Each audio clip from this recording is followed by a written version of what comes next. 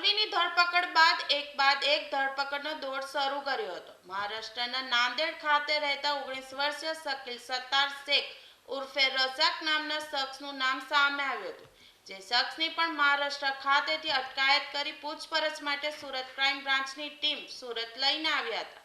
શકીલ સત્તાર શેખ ઉર્ફે રઝાને રિમાન્ડ માટે કોર્ટમાં રજૂ કરાયા હતો।